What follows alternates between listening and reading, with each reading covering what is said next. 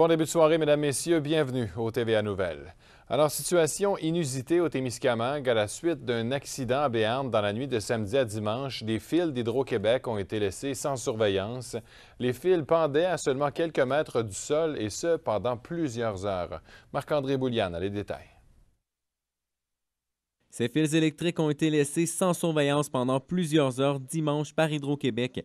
À ce moment, entre 120 et 600 volts y circulaient. Selon des témoins, les employés de la Société d'État ont quitté les lieux vers 8 heures et ils y sont retournés vers 14 heures à la suite de notre appel chez Hydro-Québec. Nous avons parlé avec quelques électriciens qui nous ont affirmé que c'était effectivement une situation questionnable au niveau de la sécurité.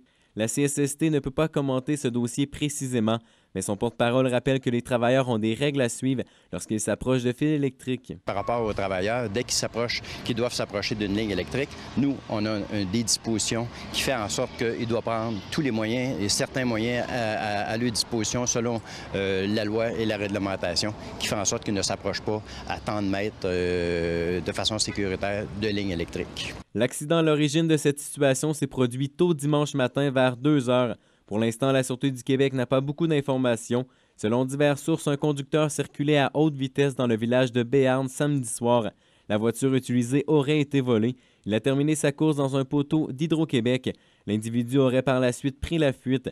La Sûreté du Québec demande la collaboration du public dans cette affaire. On demande à la population de la petite municipalité, parce que c'est chemin faisant, l'information va se transformer au niveau des réseaux sociaux, le bouche-à-oreille du village. Alors on demande à la population de communiquer avec son service de police pour donner de l'information. Hydro-Québec n'a pas encore donné de version officielle. La Société d'État est en communication avec son personnel afin de comprendre pourquoi ces fils ont été laissés sans surveillance. Elle devrait réagir demain afin de donner sa version des faits. Marc-André Bouliane, RNC Nouvelles, Béarn.